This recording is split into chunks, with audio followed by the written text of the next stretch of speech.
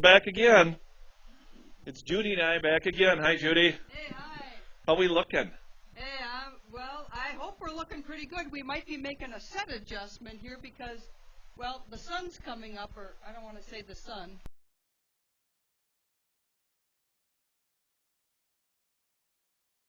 Yeah, But really. anyhow, it's brightened up a little bit, so what you've been seeing us doing is making a few little on-set adjustments here, and we might make a few more after this 8:30 special Surprise? guest, Yes, surprise. special guest Yep. appearance. So what we're going to do is we're going to just cover a little bit of the Give to the Max program. Remember to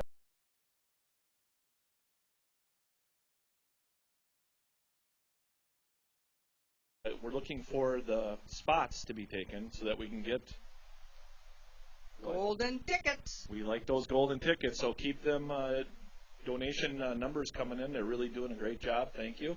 And we're going to now invite our special guests. Judy, you want to invite our guests in? Come on, Judy, invite them in. Come on, Dr. Rogers, Sue Mansfield. Come on over here. Who's coming in here? Sue Mansfield and Dr. Rogers. Right here, front and center. Yeah, there you go. Sue, get over here. Oh, Sue's sitting by me. We're good now. Do I get to ask the first question, or do you want to ask? You ask the first question. It's only polite. Oh, all right. Well, I guess I get to ask the first question. So, all right. Thank you for coming. Yeah, that's the first thing is, Thank you. you know, Thank you guys. you. Been up since midnight. Well, you know, Whoa. we want to thank both of you for coming. You're our first special guests of the day, and the camera over there, they kind of got a little inkling that we're going to have special guests until about maybe 8:30 tonight. So things are going to start to rock and roll with special guests, and I've already told them there's some people, those people out in the virtual world maybe have never seen before. But that's not you two. So let's talk about you two. Okay. All right, we're going to start with, well, the GiveMN is about helping support the advanced education of bears and other animals that bears interact with here in the North Woods here. Right on. And, well, that's my take. But let's talk about, and I'll give you the mic here, and you talk about your vision about what today and every day has meant to you with the Lily fans and supporters and everything that's happened the last number of years and kind of how the Ecology Hall began to happen. A little bit. Nope. All right. Well, I know. Well, that means Doc has to keep his answer pretty short. Okay. Well, actually, the Ecology Hall began to happen because Lily fans paid off this place and made it possible to move into the next phase already. And me at 75, I'm glad for a little extra time to make that what it should be. And thank goodness for what's been happening. So as far as the progression of the hall, how are you feeling right now?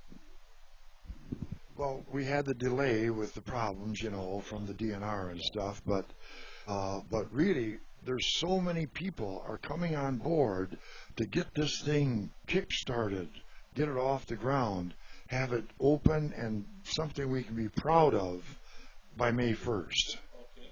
What do you think your favorite display is going to be? Well, there's the big habitat that we got top professionals making, so it's something that we world-class, state-of-the-art that we can be very proud of. And that's going to be probably the eye catcher. But as people walk in, the first thing they'll see is a moose, and there's so much to say for each of the 4 animals we'll have on the platforms, about the history of this area since the glaciers, what made this unique area what it is. It's what I think about day and night, and there's so many people just stepping up as they see things to do. You don't have to ask; they're there, and they're just waiting for something to do to move it forward. It's just I've never had anything like this before in my life. Well, that's pretty cool. Here I thought maybe you thought about me a little bit on some of those days, and maybe you, Judy, too. But he's got that ecology hall definitely on his mind solid. And it's really looking nice, and the plans that I've heard about are coming good. And I know, Sue, that you're working on right now some information. I'm going to use the word information, or what would you call it, cataloging? Is that what that is? Well, what I'm doing is I'm cataloging years' worth of video that we collected walking with bears, and I'm describing the behaviors and identifying the bears in the videos, and taking down the times and everything. And what this will help us do here at the Bear Center is to keep the videos fresh.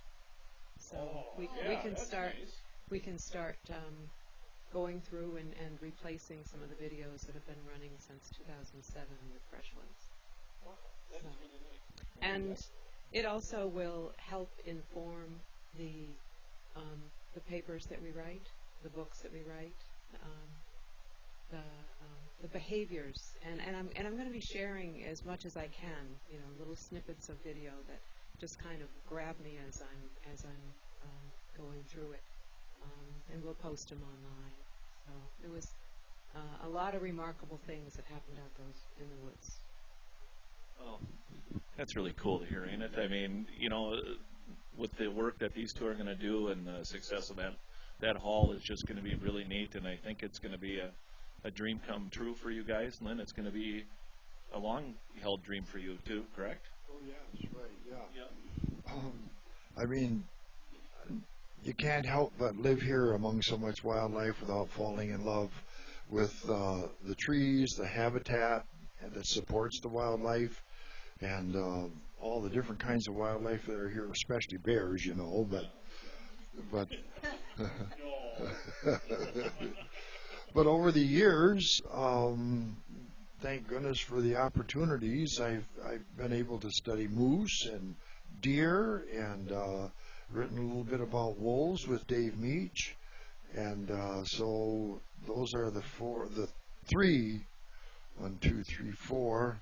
Again, the featured speaker or featured species. There we go. We're good.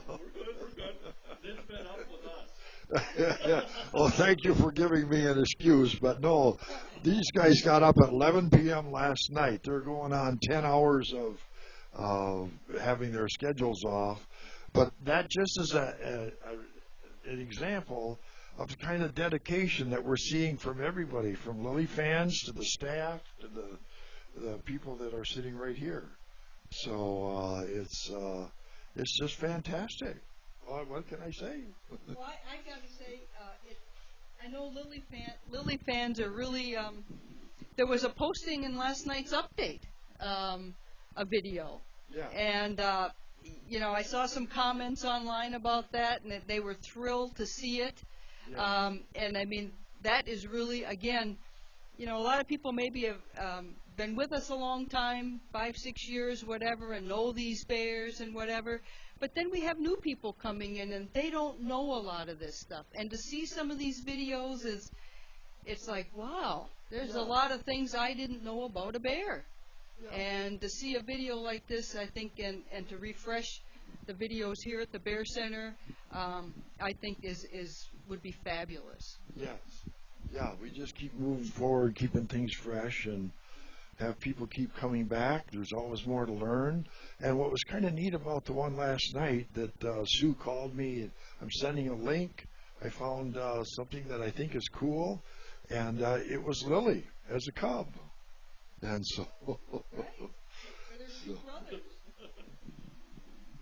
It's just kind of fun to hear some of these stories, but I was very fortunate to be able to spend the time out at the WRI in one of the courses, and I got to tell you something, that was phenomenal. And from Lynn taking me out on a pontoon ride to Sue pointing out plants to me that I always wondered what they really were. I always thought I knew plants pretty good, but it was amazing how I'd ask about a plant. Oh yeah, that's what that is. That's what I can't even remember them. But and now I look at it, and now I find myself looking at telephone poles all the time because she pointed out where the bears mark the pole with their teeth. And Sue, is some of the plants and that stuff going to be in the ecology wing? Do you guys think that's going to be a part of it eventually? Yeah, it'll keep growing. Actually, it's going to be a work in progress for years to come because the field of ecology is so vast. You can't cover it all right away. I remember when I graduated with a PhD in ecology, and I thought how little I know because it's such a big field. I know a little bit about bears, and that's it. But and it's the same with this thing. It's something that can grow for years to come, but it's going to be good from the get-go. What would you say the number one change in ecology has been? What would be the number one thing that caused change? Okay, well, I mean that the Laurentian shield, that granite bedrock that underlies this, is so close to the surface that this area was particularly prone to forest fires, which influenced the habitat a lot. Because the shallow soil over that, you get a dry year, it would quickly dry out, become very susceptible to fire, and then another big thing, of course, this far north, the long winters, the short days in winter, short times for foraging, and the cold, and then the way the Laurentian shield is shaped, it traps cold air in this area. I mean, the state record is only just a few miles away from here for cold, and it's a big story to tell. And then there's the logging history,